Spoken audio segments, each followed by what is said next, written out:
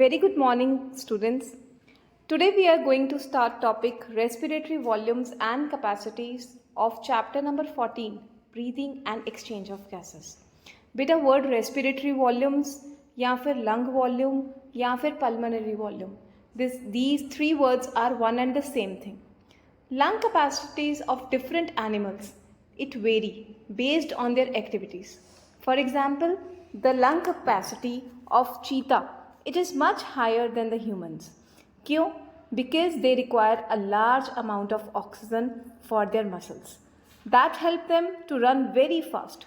Similarly, the lung capacity of elephants is also very higher due to their large body size. A human lung can hold a maximum of 6 liters of air. The volume of air involved in the breathing process can be measured using a device known as spirometer. Spirometer is a device which is used to examine the total volume of air inhaled or exhaled by the lungs. The air in the lungs is measured in the terms of lung volume and lung capacity. So, what is respiratory volume and capacity? It refers to the volume of air. Jinnah volume of air सारी respiratory cycles ਦੇ ਨਾਲ associated है, ਅਸੀਂ ਉਹਨੂੰ respiratory volume ਕਹਿੰਦੇ ਹਾਂ. Respiratory volumes ਨੂੰ ਅਸੀਂ directly measure ਕਰ ਸਕਦੇ ਹਾਂ using a spirometer, right? ਪਰ respiratory capacities ਉਹਨਾਂ ਨੂੰ ਅਸੀਂ ਕਿਵੇਂ ਨਿਕਾਲਾਂਗੇ? ਉਹ ਜਿਸ ਟਾਈਮ ਤੇ respiratory volumes calculate ਹੋ ਗਈਆਂ spirometer ਤੋਂ, ਫਿਰ ਕੁਝ additions ਦੇ ਨਾਲ respiratory capacities ਵੀ ਕੈਲਕੂਲੇਟ ਕੀਤੀਆਂ ਜਾ ਸਕਦੀਆਂ ਨੇ.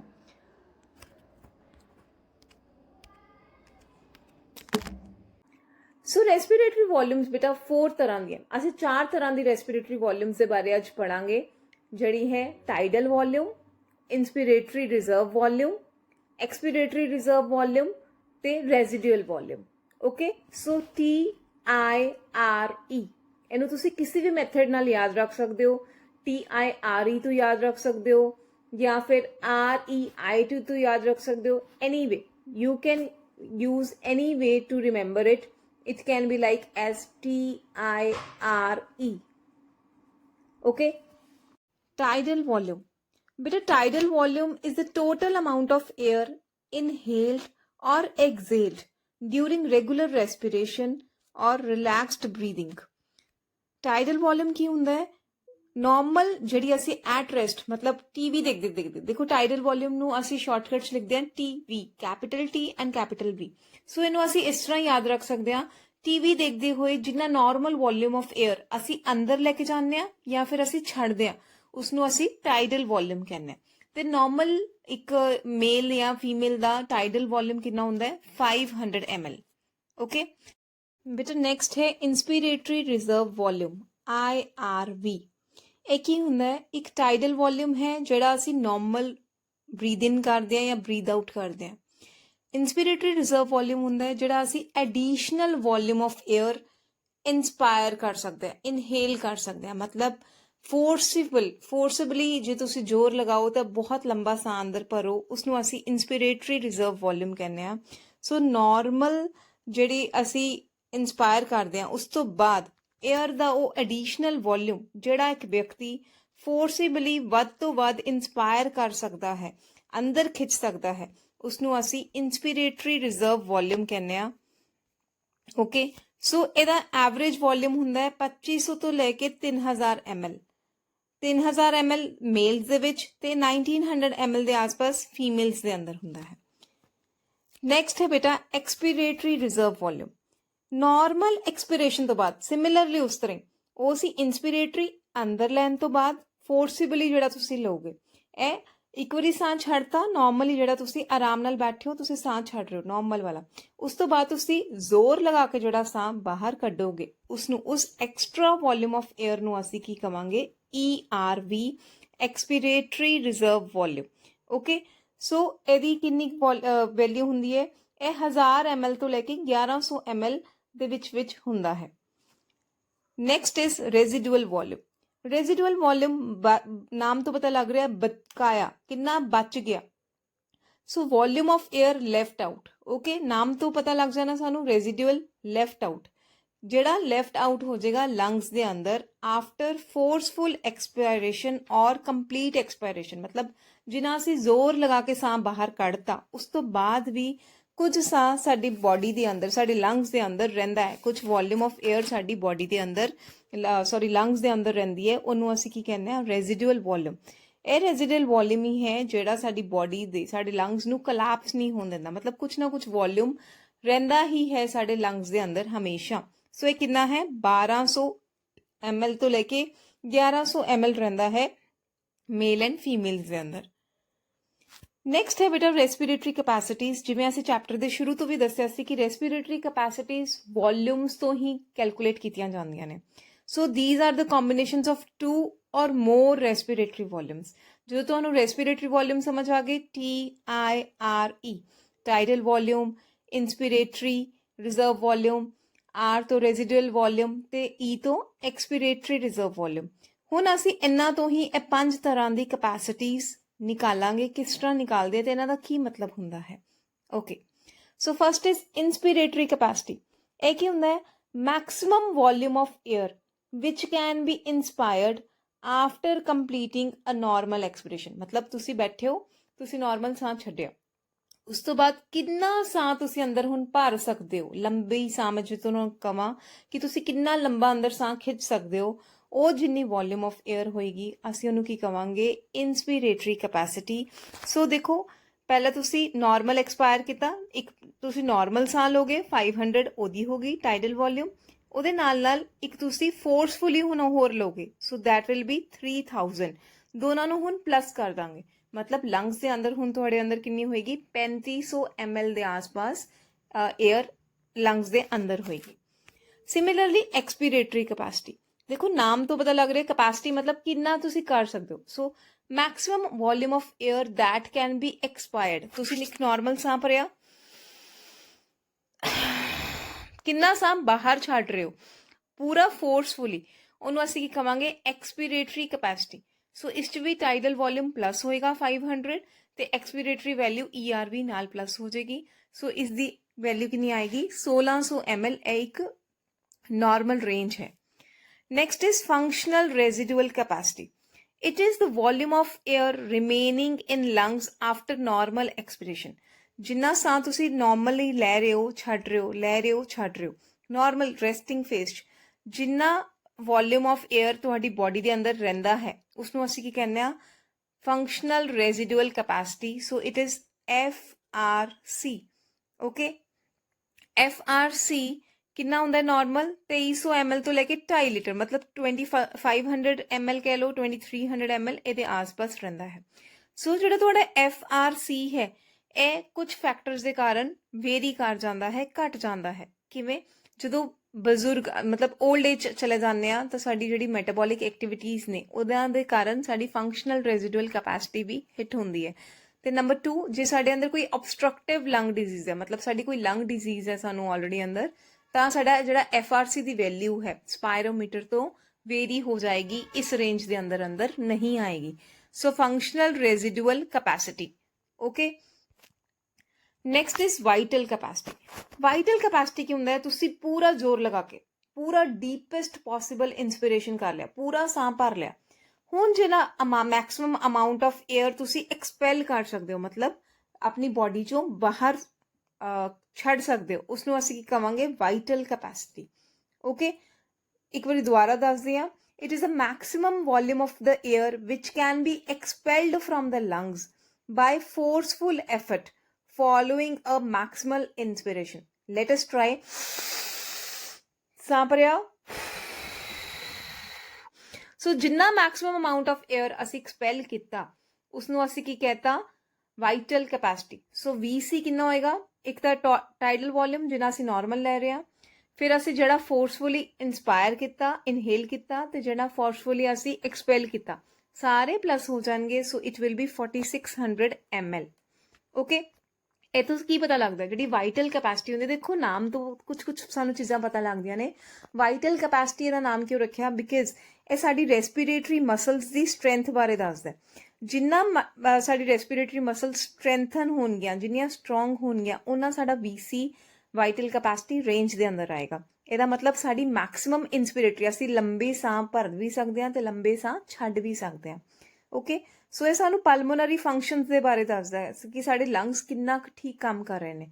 ਵਾਈਟਲ ਕੈਪੈਸਿਟੀ, ਜਿੰਨਾ ਤੁਸੀਂ ਜ਼ਿਆਦਾ ਤੁਹਾਡੀ ਵਾਈਟਲ ਕੈਪੈਸਿਟੀ ਰੇਂਜ ਦੇ ਅੰਦਰ ਹੋਏਗੀ, ਇਹਦਾ ਮਤਲਬ ਤੁਹਾਡੇ ਲੰਗਸ ਪ੍ਰੋਪਰ ਫੰਕਸ਼ਨ ਕਰ ਰਹੇ ਨੇ, ਉਹਦੇ ਸਾਰੀ ਫੰਕਸ਼ਨਿੰਗ ਬਿਲਕੁਲ ਵੈਲ ਪਰਫਾਰਮਡ ਨੇ lungs. Okay, so try to hold your breath longer and longer, try to do it right. ਇਹਨੂੰ ਨੋਰਮਲ ਪ੍ਰੈਕਟਿਸ ਦੇ ਵਿੱਚ ਕਰਨਾ ਚਾਹੀਦਾ ਹੈ ਤਾਂ ਕਿ ਸਾਡੀ ਲੰਗਸ ਦੀ ਕੈਪੈਸਿਟੀ ਅੱਛੀ ਹੋ ਜਾਏ, ਇੰਸਪੀਰੇਸ਼ਨ ਦੇ ਟਾਈਮ ਤੇ ਵੀ ਤੇ ਐਗਜ਼ਲੇਸ਼ਨ ਦੇ ਟਾਈਮ ਤੇ ਵੀ। ਓਕੇ ਬੇਟਾ, next is total lung capacity. Total lung capacity ਕੀ ਹੁੰਦਾ ਹੈ? ਉਹ ਵੋਲਿਊਮ ਆਫ ਏਅਰ ਜਿਹੜਾ ਮੈਕਸਿਮਮ ਇੰਸਪਾਇਰ ਕਰ ਲਿਆ, ਤੁਸੀਂ ਪੂਰਾ ਸਾਹ ਅੰਦਰ ਭਰ ਲਿਆ ਜਿੰਨਾ ਭਰ ਸਕਦੇ ਸੀ, ਜਿੰਨਾ ਵੋਲਿਊਮ ਆਫ ਏਅਰ ਸਾਡੀ ਬੋਡੀ ਨੇ ਸਟੋਰ ਕਰ ਲਿਆ, ਮਤਲਬ ਸਾਡੇ ਲੰਗਸ ਮੈਕਸਿਮਮ ਕਿੰਨੀ ਹਵਾ ਅੰਦਰ ਭਰ ਸਕਦੇ ਨੇ, ਕਿੰਨੀ ਹਵਾ ਹੋਲਡ ਕਰ ਸਕਦੇ ਨੇ। ਜਿਵੇਂ ਚੈਪਟਰ ਦੇ ਮੈਂ ਤੁਹਾਨੂੰ ਟੌਪਿਕ ਦੇ ਸ਼ੁਰੂ 'ਚ ਕਿਹਾ ਸੀ ਕਿ ਹਿਊਮਨ ਲੰਗਸ ਕਿੰਨੇ ਲੀਟਰ ਸਟੋਰ ਕਰ ਸਕਦਾ ਹੈ? 6 ਲੀਟਰਸ। ਸੋ ਇਹ ਉਹੀ ਹੈ TLC, total lung capacity. Okay, TLC science ਵਿੱਚ ਇੱਕ ਹੋਰ ਵੀ ਹੁੰਦਾ ਹੈ, ਟੋਟਲ ਲਿਊਕੋਸਾਈਟ ਕਾਊਂਟ, ਉਧਰ ਨਹੀਂ ਜਾਣਾ।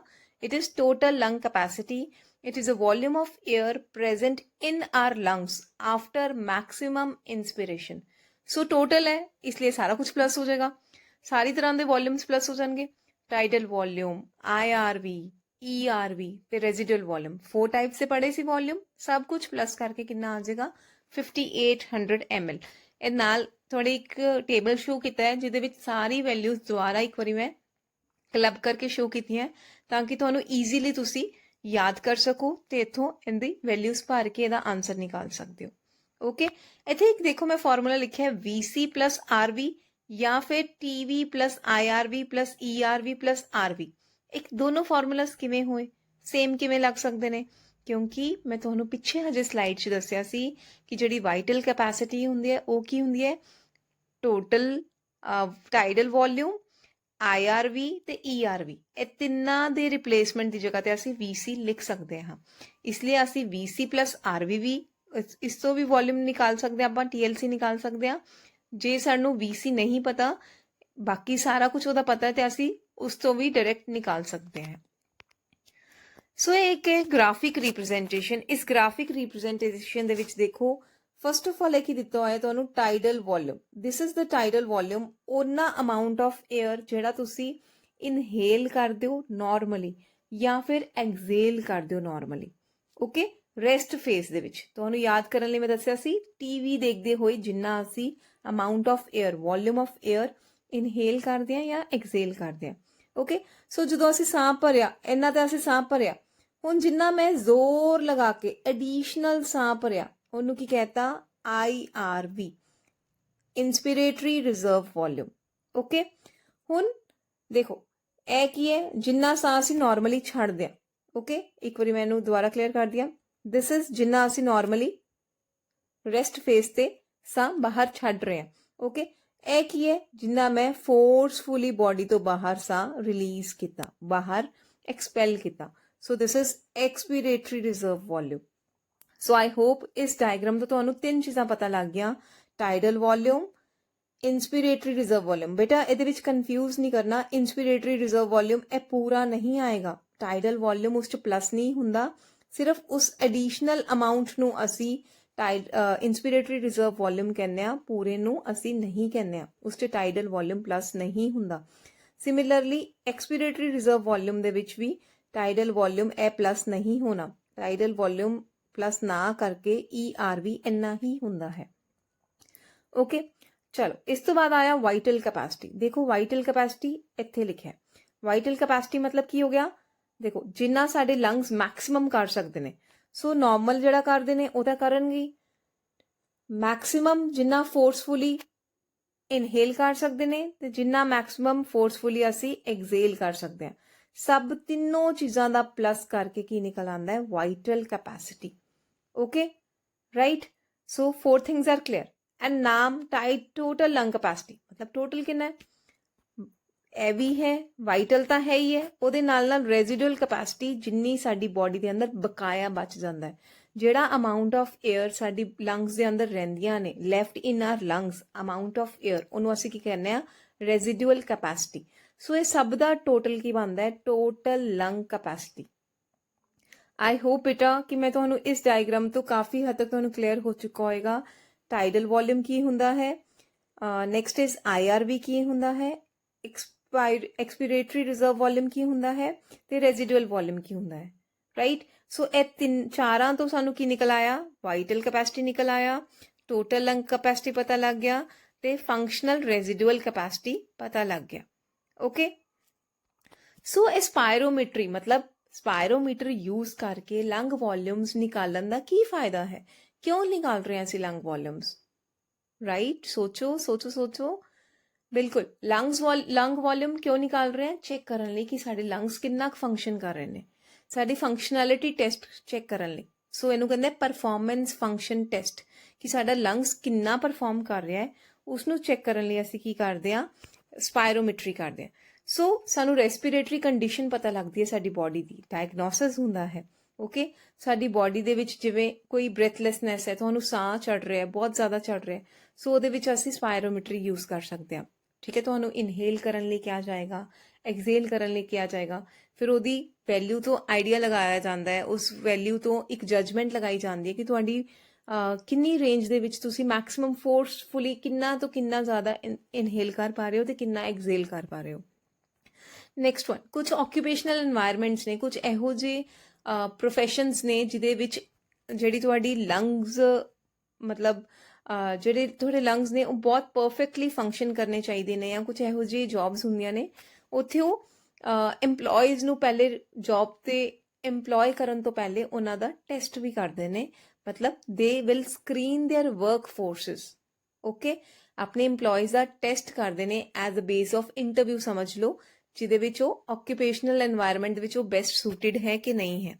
ਸੋ ਇਹਦੇ ਨਾਲ ਫਿਟਨੈਸ ਲੈਵਲ ਵੀ ਚੈੱਕ ਹੁੰਦਾ ਹੈ ਕਿ ਤੁਹਾਡਾ ਫਿਟਨੈਸ ਲੈਵਲ ਕੀ ਹੈ, ਤੁਸੀਂ ਪਾਣੀ ਦੇ ਅੰਦਰ ਸਵਿਮਿੰਗ ਕਰ ਸਕਦੇ ਹੋ ਜਾਂ ਨਹੀਂ ਕਰ ਸਕਦੇ ਹੋ। So fitness for diving in the water, because respiratory ਤੁਹਾਡੇ ਲੰਗਸ ਬਹੁਤ ਜ਼ਿਆਦਾ ਕੰਪੀਟੈਂਟ ਹੋਣੇ ਚਾਹੀਦੇ ਹੈ, ਤੁਹਾਡੇ ਲੰਗਸ ਬਹੁਤ ਸਟਰੋਂਗ ਹੋਣੇ ਚਾਹੀਦੇ ਹੈ, ਤਾਂ ਹੀ ਤੁਸੀਂ ਸਵਿਮਿੰਗ ਵਿੱਚ ਐਕਸਪਰਟਾਈਜ਼ ਹੋ ਸਕਦੇ ਹੋ।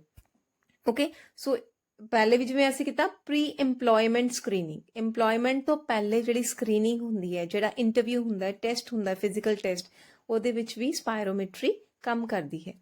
ਓਕੇ, ਸੋ ਇਹ ਇੱਕ ਕਾਰਟੂਨ ਸੀ ਜਿਹਦੇ ਵਿੱਚ ਉਹਨਾਂ ਨੇ ਲੰਗ ਵੋਲਿਊਮਸ ਤੇ ਕੈਪੈਸਿਟੀਜ਼ ਐਗਜ਼ੈਕਟਲੀ ਸ਼ੋ ਕੀਤੀਆਂ ਨੇ। ਸੋ ਕਲਰ ਕੋਡਿੰਗ ਦਿੱਤੀ ਹੈ, IRV is green colour, so you can see this is IRV maximum, right. Residual volume RV देखो एज पर नेम रेजिडुअल मतलब बकाया जो सब तो थले होएगा, RV this one is RV, sorry, so this is RV। Okay, this purple is ERV, जिन्ना असी tidal volume मतलब नॉर्मल जिन्ना ਸਾਹ ਛੱਡਾਂਗੇ ਉਸ ਤੋਂ ਬਾਅਦ ਜਿਹੜਾ ਅਸੀਂ ਫੋਰਸਫੁਲੀ ਇੱਕ ਧੱਕੇ ਨਾਲ ਜਿਹੜਾ ਸਾਹ ਅਸੀਂ ਬਾਹਰ ਛੱਡਾਂਗੇ ਜ਼ੋਰ ਲਗਾ ਕੇ ਪੂਰਾ, that is ERV।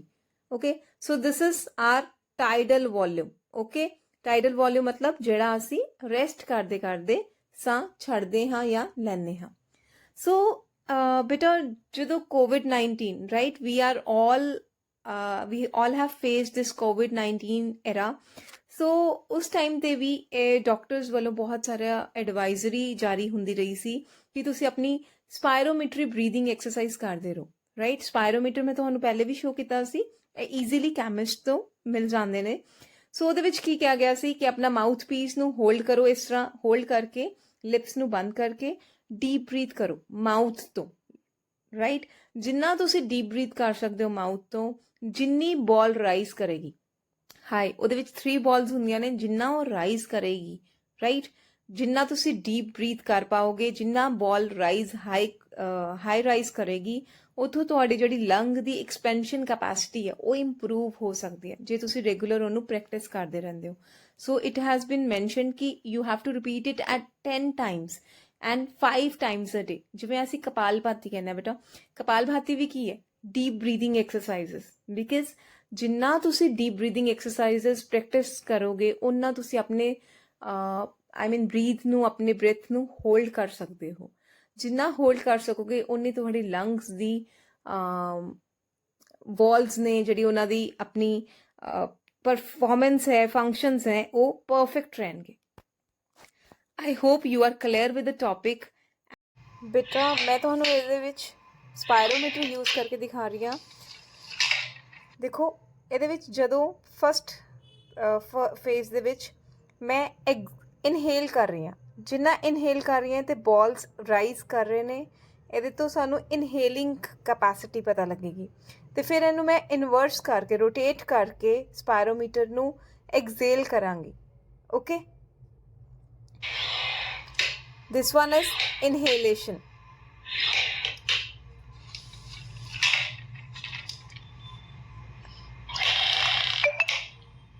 and this is exhalation, movement of balls.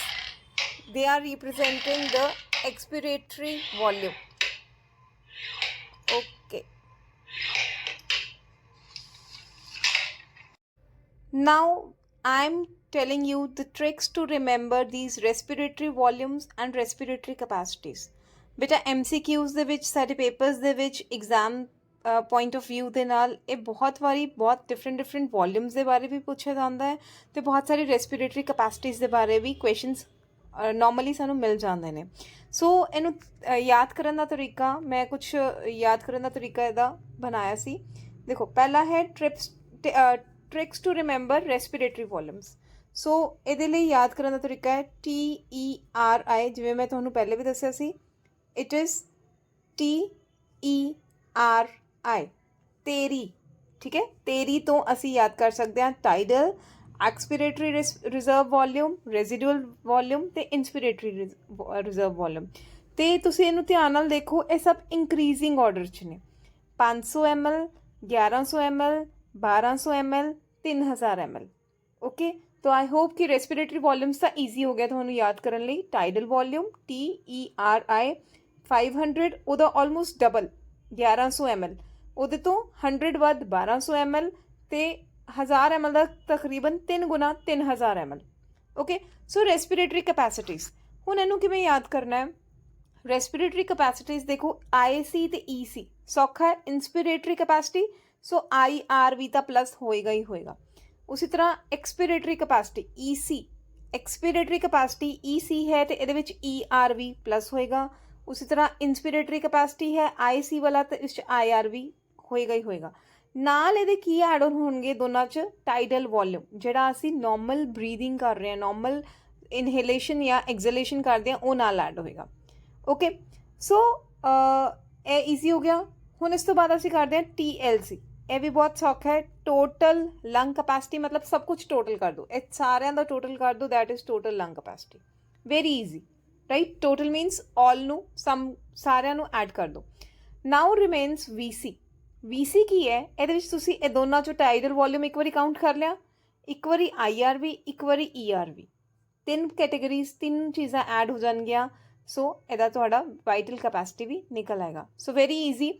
IC ਤੇ EC ਨੂੰ ਜਦੋਂ ਵੀ ਐਡ ਕਰਨਾ ਹੈ ਤਾਂ ਸਿਰਫ 2 ਵੋਲਿਊਮਸ ਐਡ ਹੋਣਗੇ, ਰਾਈਟ? VC ਦੇ ਵਿੱਚ 3 ਤੇ TLC ਦੇ ਵਿੱਚ 4। ਆਈ ਹੋਪ ਤੁਹਾਨੂੰ ਇਹ ਹੁਣ ਈਜ਼ੀ ਹੋ ਚੁੱਕਾ ਹੋਏਗਾ ਇਹਨੂੰ ਯਾਦ ਕਰਨਾ। So last is thank you. My self is Ira Agarwal. I am science mistress at GSS Khuddi Kala from Barnala. Thank you, beta.